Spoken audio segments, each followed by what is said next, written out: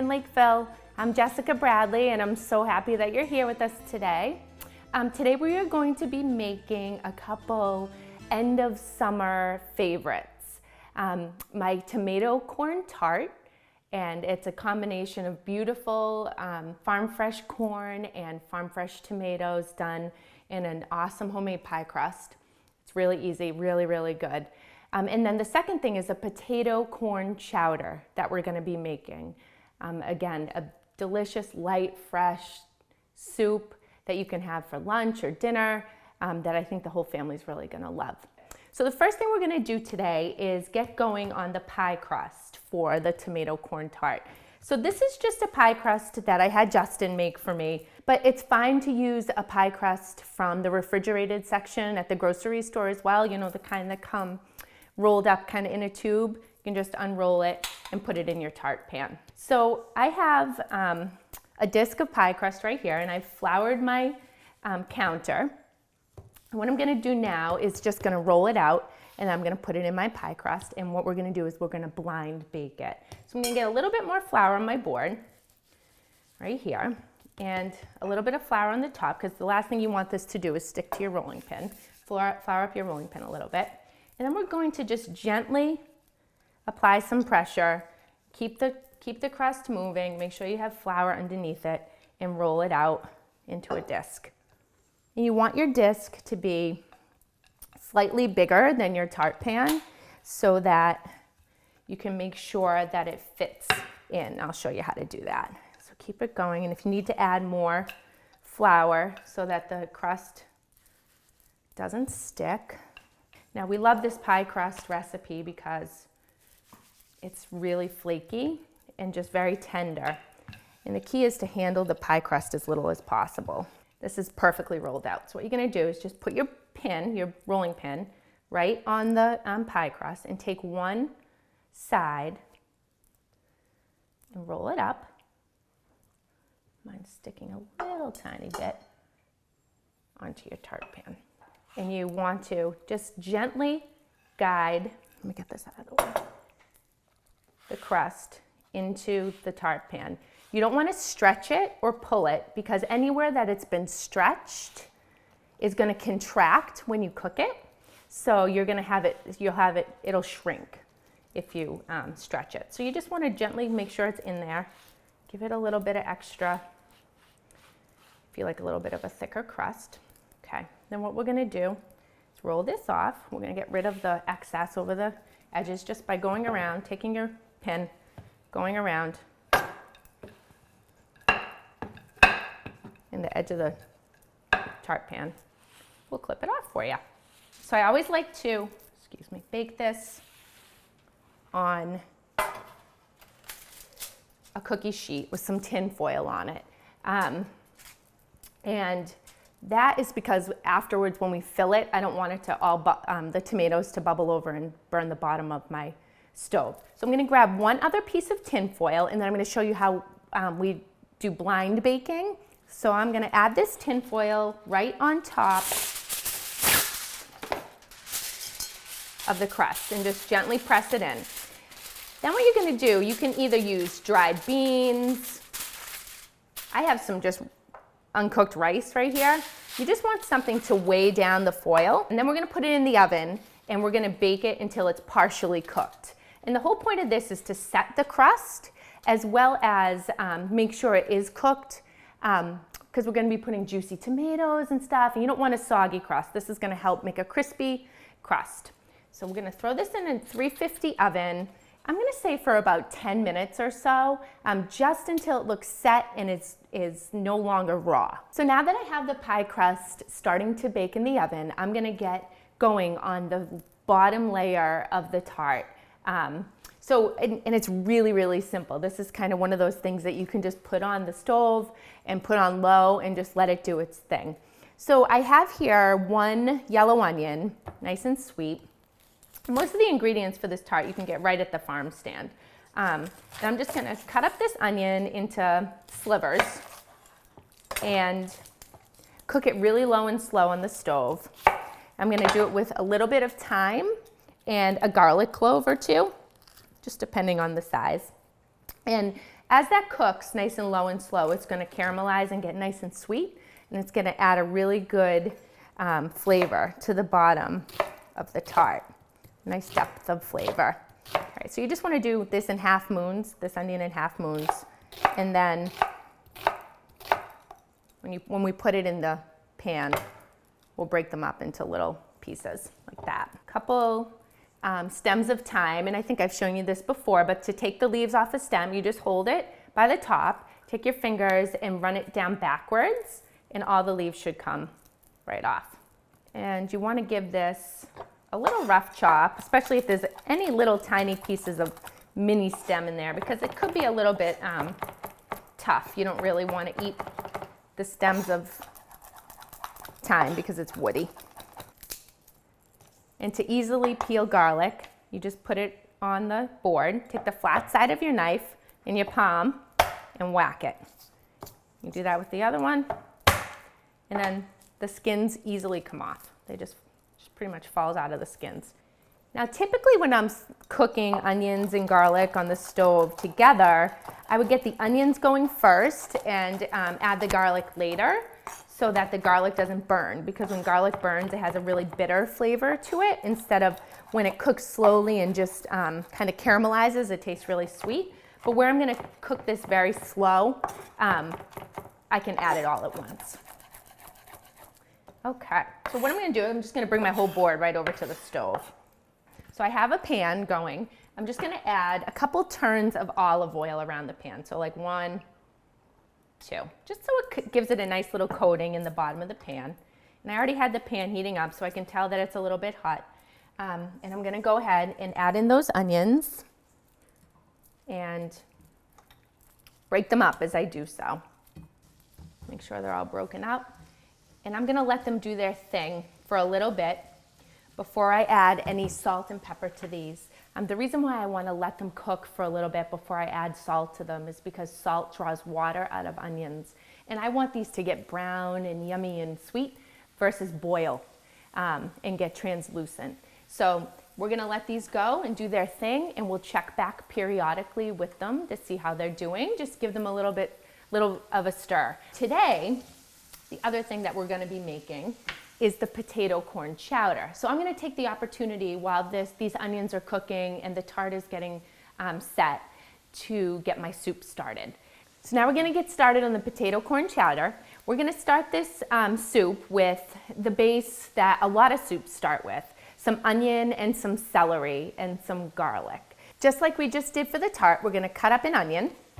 This time I'm not going to do it in the half moons. I'm actually going to dice it up.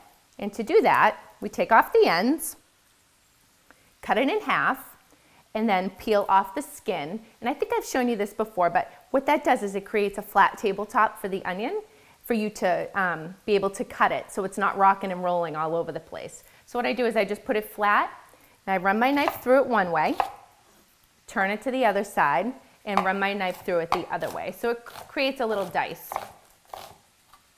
Couple turns around of olive oil.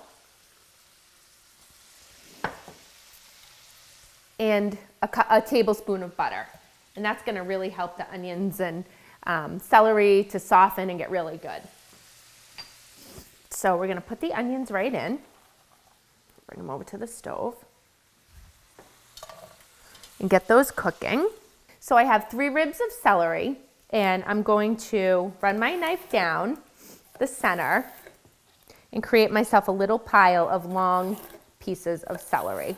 The inside part of celery, a head of celery, is my favorite. I love this little leafy part. It has a little bit of a different flavor, but it really tastes like the essence of celery. And I love the texture that it brings when you put it in a soup as well. So I always try to use the inside part of the celery.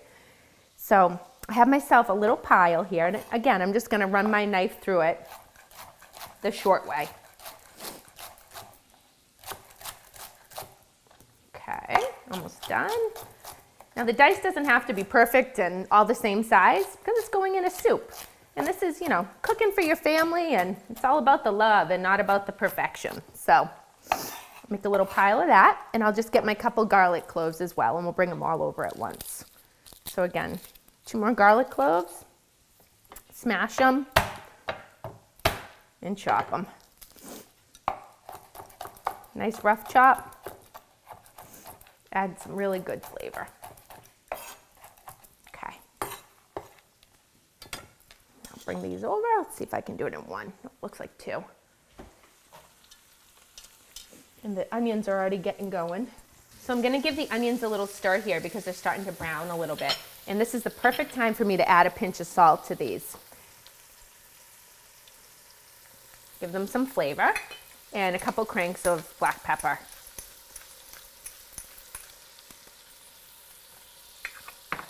Okay, and these are on low, and I'm just gonna continue to let them go and brown up. Now we'll move over here and we'll take a look at our veggies in our soup. We'll give them a nice stir, and they're doing exactly what I want them to do. That butter and that olive oil is starting to really saute the veggies, and they smell really good. The next ingredient I'm gonna add to this soup is a red pepper, and I love the flavor and the color that the red pepper gives to the soup. Really easy way to chop a red bell pepper is to stand it up on its end and take your knife and go around the pepper in slices. Now what you're trying to do is you're trying to avoid cutting out this membrane right here because it doesn't taste good. It doesn't have any really flavor to it. So just in nice slices. Oops. There we go. And then just the bottom. And all you're left is with the core. That can go in your compost bowl. And then what we're gonna do is we're gonna lay these flat. We're gonna put the skin side out on the board. I found it's much easier to chop a pepper that way if you're chopping the inside with the flat part on the board. So again, just like we did with the celery and the onion, we're gonna make some long slices. Pile them all up and then run the knife through it the opposite way and throw them in with the other veggies. So let's get this over to the stove. Okay, I'm gonna add a little bit of salt and pepper at this point.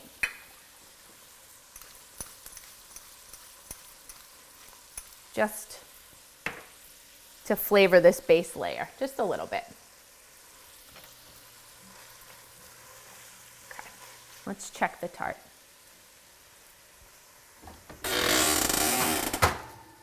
Okay, so I'm just gonna lift this edge.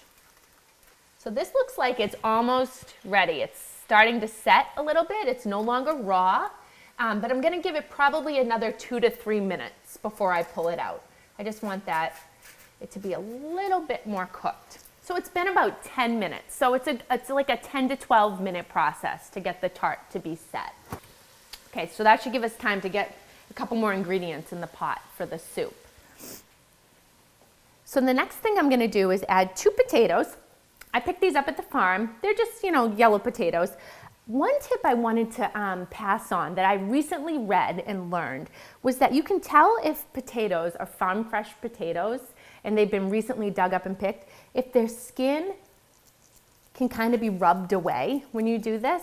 When potatoes have been picked and have sat for a long time, their skin gets tougher and it's harder to rub away. So the skin should be really tender and almost like flaking off of the potatoes. So I thought that was a really fun tip and a really easy way to tell if are these really fresh or not. So, and these ones are. So what we're gonna do, just like we've done with everything else, is cut the potato in half and use that flat tabletop and create just a nice bite-sized dice by running our knife down. And then what I like to do is turn it in half again, cut it again, and that will give us a nice little dice. And I'm gonna use 2 good-sized potatoes for this because I like it to be nice and hearty.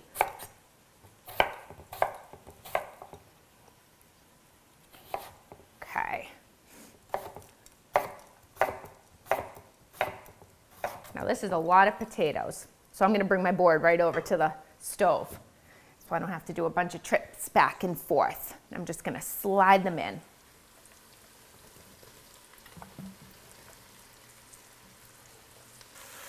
Everything smells so good. Everything looks so good too. That red pepper really gives a nice pop of color. Okay, let's pull out that tart shell.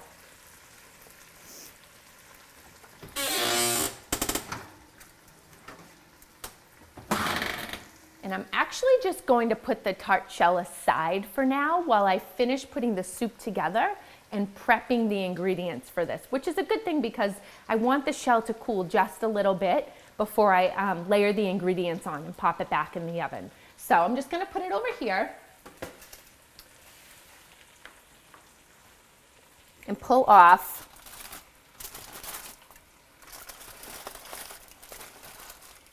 the rice. Set that aside. Now I'm gonna set that aside to cool. And what I'm gonna do once it's cool, I'm gonna put it in a plastic bag. I'm gonna put it in my pantry. And the bag I'm gonna label 4 pies. And that's the rice that I use every time I wanna blind bake a pie shell. So you have it there. You know you're not cooking it and eating it next time. And it's a great little thing to have set aside in your pantry. So this is nice. This looks nice and set. It's perfect. It's just going to cool for a few minutes. So I've added a little bit of thyme to the potatoes and onions and pepper and garlic. And those have cooked for a minute or so. Next thing I'm going to add 4 cups of chicken broth. Now here you can see I have, mine's a little bit frozen on the inside. That's because this is homemade chicken broth that I made, I don't know, a couple weeks ago when I threw in my freezer. However, if you don't have homemade chicken stock, you can get unsalted or low sodium in the carton at the grocery store, and those work fine. You just want to make sure it's the low sodium or the unsalted kind, so that way you can control the amount of salt that you have in your food. So I'm just going to add 4 cups in. Oops, splash. And those little frozen pieces will just defrost as we go. Okay, give that a stir. And that's gonna defrost really quick. The next thing we're gonna add is 1 cup of milk. And you know what? I used skim milk. You don't have to use whole milk because the other thing you're gonna add is a cup of half and half. So I feel like the skim milk balances out the half and half a little bit. So we're gonna add that right in.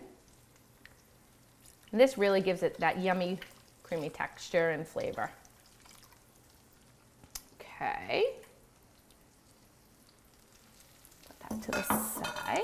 Give it a stir.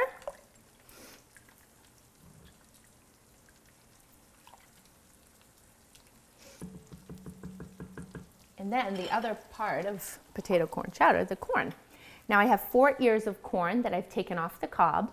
I just got 4 ears of corn at the farm, came home, shucked it, made sure to get rid of most of the silks because we don't really want that in our soup. And I took it off the cob, and I'm going to show you how to do that when we go ahead and make the tomato tart. So this all just goes in.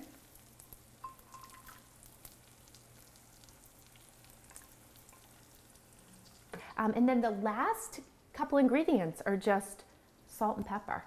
So I'm going to add a tablespoon of salt. I know that sounds like a lot, but there's a lot of stock and milk and cream and vegetables here that need to be seasoned. And we just added a sprinkle before when the veggies were cooking. So we're just going to add that. And then I'm going to add about 1.5 teaspoons of fresh ground pepper. And you could measure it out. I'm just going to eyeball this. And if you like it less salty, then add less. If you like it more salty, add more. If you like it a little spicy, you could add red pepper flake if you wanted to, or a little bit more black pepper.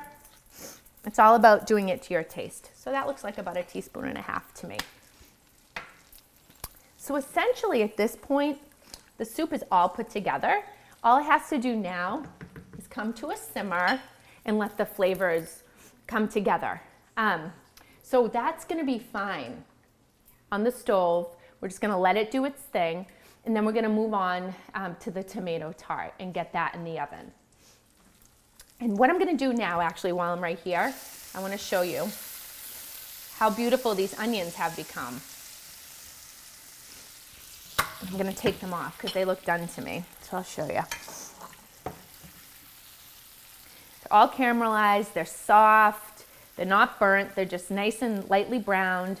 They're going to be super sweet. We're gonna put together the tomato tart, and this is really fun. It's just pretty much an assembly project at this point.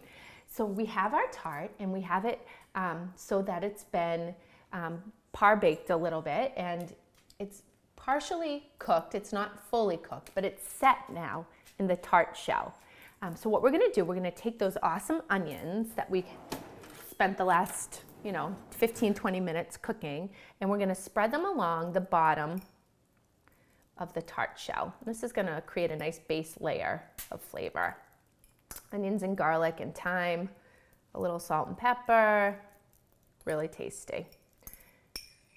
Now you don't wanna get much of that olive oil that they were cooked in because you don't want it to sog out the pie crust. Then the next thing we're gonna do is we're going to add 1 tomato in slices. So this part we're gonna use a big tomato, whatever your favorite is. You can use, I just have like a really yummy red beefsteak tomato here. You can use any type of big tomato that you find at the farm or at the grocery store. An heirloom tomato, a yellow tomato, anything that you might like. And I'm gonna cut this in nice thin slices, and then I'm gonna add it in. I always like to use a serrated knife to cut a tomato. It makes it so much easier to cut and not bruise the tomato. Get that last piece. Okay. And I'm gonna cut that little slice off right there too. Okay, so then what we're gonna do is we're just gonna layer these. And this is a pretty big guy, so I think I'm going to. I don't know if I'm gonna need it all actually, because it's a nice big guy. Just about. The next thing we're gonna add is some cherry tomatoes, and I'm gonna have these, and I have all different cherry tomatoes here. Some from my garden, some from the farm stand. There's big ones that almost have a pinkish tint. There's yellow ones, orange ones, tiny red ones. So just go to town and use whatever looks good to you. So, and depending on the size of the tomatoes, it's gonna depend on how many you use. Let me put these over here. Other thing I like about this tomato tart is so pretty. It looks like it's like a gourmet meal when really you're just throwing things in layers on a pie crust and baking it in the oven. It's very impressive for not a ton of effort. So, and it's very fresh. Get a couple more in there. We like it really tomatoey. That. Let's see, one more big one. You see how the colors are all kind of popping out? It's just so pretty to eat. All right, that looks good to me. This is the butter and sugar corn that I was telling you about when I was making the soup. You can see that it's yellow and white, and that's why it's called butter and sugar corn. It's super sweet. It's a little bit more of a hearty kernel than the Silver Queen corn, which is what this is. And the Silver Queen is all the white kernels. It's a little bit more delicate in texture as well as flavor. So they're both awesome. It just depends on what you might be in the mood for. I like the combination of the two in this tart. So I'm gonna show you how to take this off the cob. Super easy, came home, shucked it, took off the silks. What you wanna do now is you want a really sharp knife and a good solid board, and you put the corn down on its end, and you just take your knife and you slide it down the edge and take the kernels off. And then I usually do half, and then I flip it over, and I do the other side. So then we're just gonna take this, and this might be a little bit too much, and if I have some extra, because that Silver Queen ear was pretty big, if I have some extra, I'll put it in the corn chowder. Okay, you just kind of layer it on. Let it get in between the crevices. Okay, so we have all the corn on here. The next thing we're gonna do is add a little bit of salt and pepper to the top. You wanna give it lots of good flavor, and some pepper.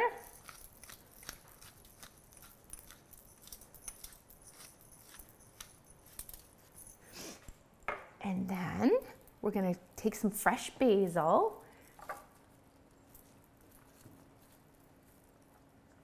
And pull off the leaves. You know, these are all pretty much the same size, so I'm gonna just chop them right off at the stem.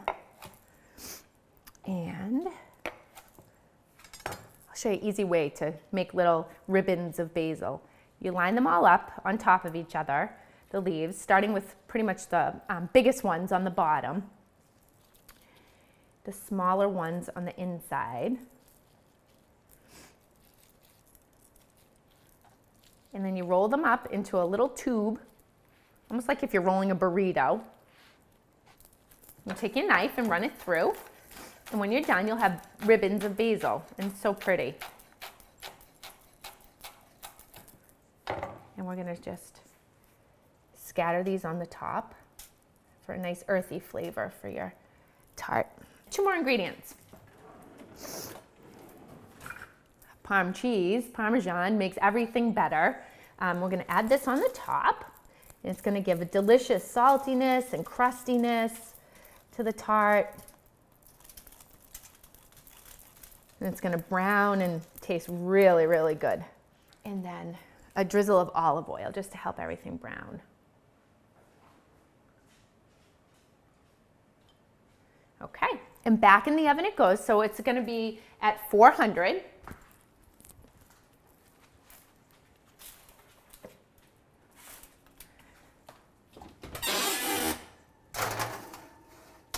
Until you see the tomatoes bubbling a little bit and the crust gets a little bit browned on the top. So let's give the chowder a little look and a stir, see how it's doing. So it looks like the flavors are all starting to come together, and you can see that it's melding and it smells really, really good. And what we're waiting for now for the soup is just for the potatoes and the corn and the peppers and all the veggies to become tender. And you don't want them falling apart, you just want them tender, so when you eat them, they're perfect. It's been about 20 minutes or so, so I'm gonna take a look and see if the tart is done now. So this is exactly what you wanna see. This tart is done and it looks awesome. So you can see that the crust is browned, the juices from the tomatoes are bubbling, the Parmesan cheese has a nice golden tint to it. And why don't we do this? Why don't we serve up the soup, because I think the potatoes are probably nice and tender right now, and the corn, they've had enough time. Everything's come together. So let's serve it up. I like to have some of those fresh chives that we just picked from my herb box. I'm just gonna give them a really fine little dice. Now I love the oniony, mild oniony flavor that these have, but I also love the green on top of the soup. Wait till you see the difference it makes. And it just takes it from, you know, just a kind of white and yellow soup to just something really bright and beautiful. And then the last garnish I mentioned before is just some crispy pieces of crumbled bacon, because that makes everything better. So just a couple of those right on top there. So there's the soup. And then we'll plate up the tart too. So here's our tart. Now what we're gonna do, this is kind of cool, it's like magic. The bottom of this comes out. So you just put your hand in between, underneath, and the ring that's around the edges slides right out. Let's cut into it so I can show you what it looks like. So you just need a sharp knife. Oh my goodness, it looks so good. So tons of corn, tons of tomatoes. You can see that they're like little charred on the top, and that gives it all kinds of delicious sweetness. I'm just gonna run my knife under here. Okay, there we go. We're gonna try the soup first.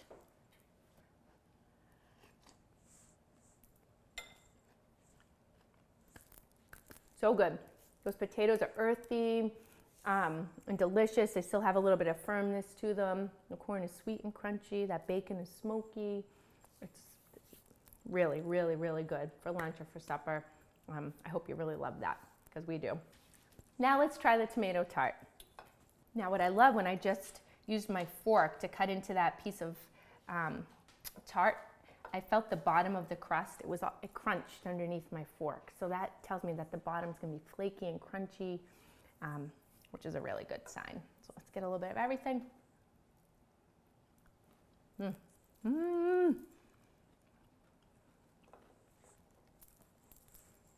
if I do say so myself, that is a good creation right there. Sweet, crunchy, soft, buttery, nutty, salty. Oh, it's so good. I really hope you try it. These are two awesome meals that you can take advantage of the late summer offerings at your farm stand. I think your whole family will like them. And I hope that you enjoy them as much as we do. Thanks. Have a great rest of your summer. Bye.